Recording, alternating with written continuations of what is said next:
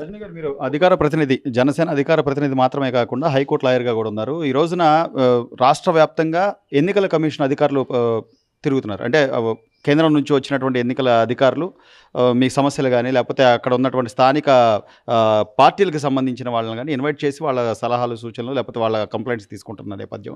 ఇప్పటికే సుమారు 6.5 లక్షల పైచిలుకు దొంగ ఓట్లు మేము గుర్తించామని వాళ్ళు చెప్తుంటే, ప్రతిపక్షాలకు సంబంధించి గాని, లేకపోతే తెలుగుదేశం, జనసేన పార్టీ వాళ్ళు గాని, లేదండి సుమారు 25 లక్షల పైచిలుకు దొంగ ఓట్లు ఉన్నాయని చెప్పేసి వాళ్ళు ఒక ఇది ఇవ్వడం.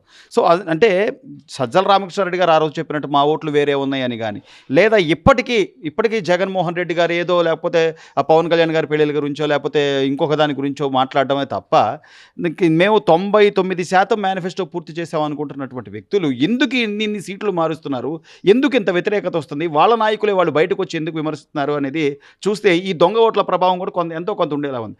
దీన్ని ఎంతవరకు సార్ ముఖ్యంగా దీనికి నిజంగా టీడీపీ యాజమాన్యానికి హ్యాట్స్ ఆఫ్ చెప్పాలండి.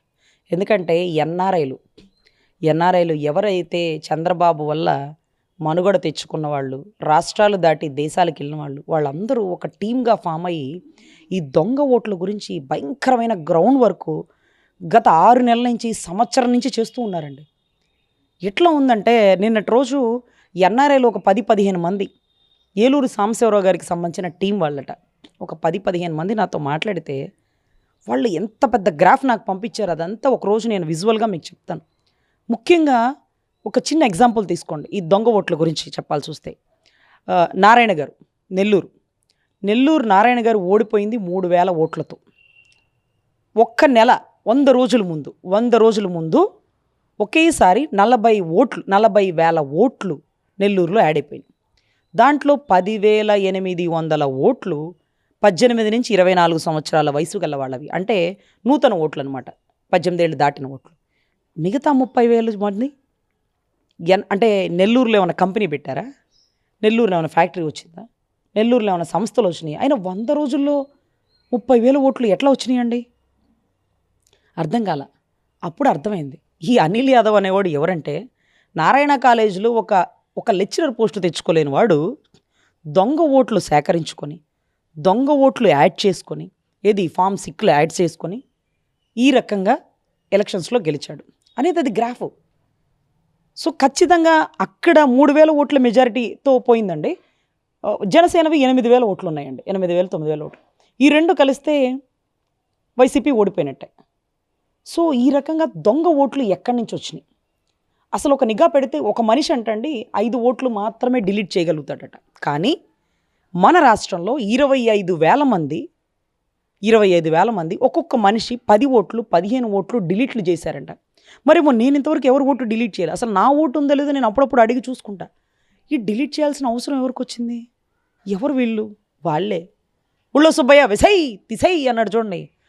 ఏం వేస్తున్నాడా, ఏం తీస్తున్నాడా అని చివరి వరకు అర్థం కాలేదండి. వాడు వేసేది ఏంటంటే దొంగ ఓట్లు వేయించడం, బలమైన టీడీపీ జనసేన ఓట్లు తీపించడం, సో సానుభూతి ఓట్లు. వీటన్నిటికంటే మించి 50 ఇళ్ళకి ఒక వాలంటీర్ నిఘా. గతంలో మనకి బిఎల్ఓ ఆఫీసర్లు ఉంటారు చూడండి, బూత్ లెవెల్ ఆఫీసర్లు, వాళ్ళు స్కూల్ టీచర్లు అండి. వాళ్ళ జీతాలు వస్తారు, జీతాలు టయానికి వస్తాయి. ఒకటి చెప్తే వాడు చేయడు, వాళ్ళకి నచ్చితే చేస్తారు, కరెక్ట్గా ఉంటేనే చేస్తారు టీచర్లు. తర్వాత పంచాయతీ సెక్రటరీలు, విఆర్ఓలు, అంగన్వాడీ వాళ్ళు పాపం అక్కడక్కడ వాళ్ళని వాడతారు. సో ఇంతమంది కలిసి చేసే పని ఈరోజు మన ఉమెన్ పోలీసులు, మన సచివాలయ సిబ్బంది వారు మాత్రమే చేస్తున్నారు. ఎవరు వీళ్ళంతా? జగన్ మనుషులు. వై నాట్ 175 అంటే ఏంట్రా వీళ్ళ ధైర్యం అనుకునేదానండి. మీరు గమనిస్తే సెప్టెంబర్ 9న బాబు గారు అరెస్ట్ అయ్యారు.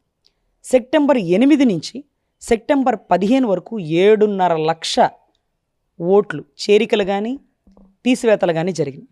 7.5 లక్ష. అప్పుడే ఎందుకు జరిగినాయి? బాబు గారి అరెస్ట్ మూమెంట్. బాబు గారు ఒక వ్యూహంలాగా ప్రణాళికించినటువంటి పని దొంగ ఓట్లని నిఘా పెట్టండి అని. కానీ మనం పని చేయంగా, తెలుగుదేశం వాళ్ళు టెన్షన్తో బాబు గారిని అరెస్ట్ చేశారని ఇంక ఇప్పుడల్లా మేము పని చేయం, మా వల్ల కాదు అంటూ షామేళ్ళ కింద కూర్చుండిపోయారు. అది అదును చూసుకొని 7.5 లక్షల చేరికలు తీసివేతలు చేశారు. వాళ్ళకు ఒక రకమైన బాధ. ఆ బాధలో డైవర్షన్ పాలిటిక్స్. అసలు చంద్రబాబు గారిని ఎందుకు అరెస్ట్ చేశారు? కొంచెం వెనక్కి వెళ్తే ఆయన ఏం చేసినా జగనన్న ఊరుకునేవాడండి. కానీ ఎప్పుడైతే నా పుట్టలో వేలు పెడితే నేను కుట్టనా అన్నట్టుగా దొంగ ఓట్ల గురించి సెంట్రల్కి వెళ్ళి కంప్లైంట్ ఇచ్చి వచ్చాడు చూడండి, దాని తర్వాత నుంచి బిగిన్ అయిందండి వారు వన్ సైడ్. ఇక ఆ కారణంతో ఆయన్ని అకారణంగా అరెస్ట్ చేసినటువంటి మూమెంట్. అడుగడుగున ఈ దొంగ ఓట్లు చేరికలు తీసివేతల గురించి నిఘా.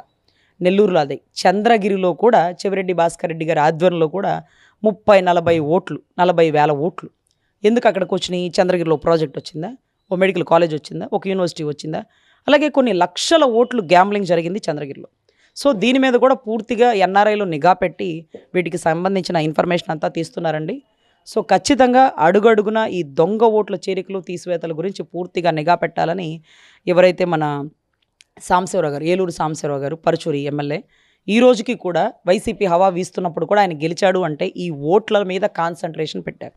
పోటీ చేయబోయే ప్రతి ఎమ్మెల్యేలు గాలి వీచిందండి, ఎవ్వరు ఎక్కడికి పోరు. మీరు ప్రచారం చేయకపోయినా పర్లేదు, శుభ్రంగా గెలుస్తారు. కానీ ఈ ఓట్ల మీద నిఘా పెట్టండి.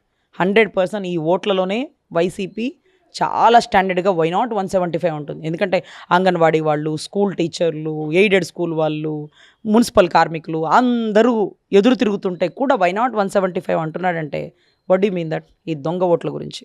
సో ఖచ్చితంగా నిఘా పెట్టుకోండి. దీని మీద తెలుగుదేశం, జనసేన కలిసి చేసినటువంటి ఏదైతే కమిషన్కి ఇచ్చినటువంటి కేసులు నమోదు కానీ, బైండ్ ఓవర్ కేసులు కానీ, ఇవన్నీ ఎలక్షన్ మూమెంట్లో ఇబ్బంది పెడతారండి. కాస్త మీరు సెంట్రల్ ఫోర్స్ మాకు అందించాలి, దొంగ ఓట్ల గురించి మీరు నిఘా పెట్టాలా అన్నారు. బూత్ లెవెల్ ఆఫీసర్ని వాళ్ళ అండర్లో పెట్టేశారు. ఈఆర్ఓలు, డిప్యూటీ సిఈఓలు, తర్వాత వీటికి సంబంధించిన కలెక్టర్లు, వీళ్ళందరినీ కూడా గతంలో మీనా కుమారి గారు ఎవరైతే ఉన్నారో ఆయన స్ట్రాంగ్ వార్నింగ్ ఇచ్చారు. నిన్నటి రోజు హైకోర్టులో కూడా 3 man కమిటీ అనేది ఒకటి ఏర్పాటు చేశారండి.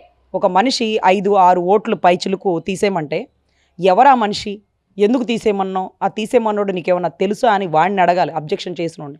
కానీ ఎవరినైతే ఓట్లు తీసేయమన్నారో వాళ్ళని పట్టుకొని పూర్తి ఇన్ఫర్మేషన్ తీసుకొని వాళ్ళ ఓట్లు తీసేస్తున్నామంటూ వాళ్ళ ఇంటికి లెటర్లు పెట్టామన్నారు. వాళ్ళు వచ్చారు, ఏది సాంబశివరావు గారి ఆధ్వర్యంలో వాళ్ళు వచ్చారు. సార్ మా ఇంటికి ఏ లెటర్లు రాలేదన్నారు.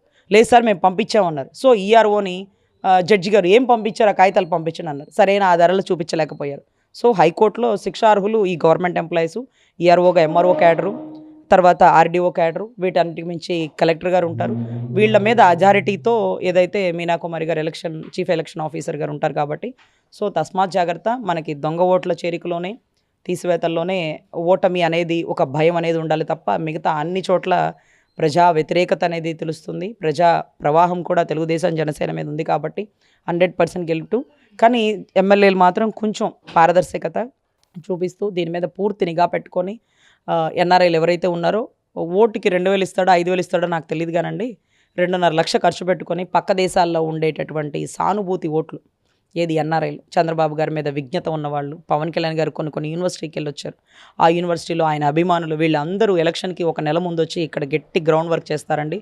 దొంగ ఓట్లు టైము జనవరి 28, 27 ఇలా డేట్లు ఇచ్చారు కదండి, ఇవి కాదు. ఎలక్షన్ చివరి వరకు, ఎలక్షన్ జరిగే ఒక 1 week 10 days ముందు వరకు కూడా మన ఓట్లు వేసుకోవచ్చు. ఇది కూడా జరుగుతుంది. సో ఒకసారి చెక్ చేసుకోండి. అలా చాలామంది ఇళ్ళ ఓట్లు తీసేయండి, వాళ్ళ ఓట్లు తీసేయండి అన్న వాళ్ళు ఎవరంటే ఉమెన్ పోలీసు అధికారుల సహకారంతో, వాళ్ళ ఇన్స్ట్రక్షన్స్తో మహిళా పోలీసులు, సచివాలయం సిబ్బంది ఈ ఓట్లన్నీ డిలీషన్స్ పెట్టేశారండి. సానుభూతి ఓట్లన్నీ డిలీషన్స్ పెట్టేశారు. దొంగ ఓట్లన్నీ ఎంపిక చేస్తున్నారు. ఆ టైంకి ఎవరు వస్తారు, ఎవరు రారు, బూత్లో కూడా స్ట్రాంగ్ పర్సన్స్ ఉండాలి, నిజాయితీ పరులు ఉండాలి. ఏదైతే సేవా దృక్పథంతో పార్టీ గెలుపుకి కారణం కావాలనుకున్న వ్యక్తులు నిలబడాలి.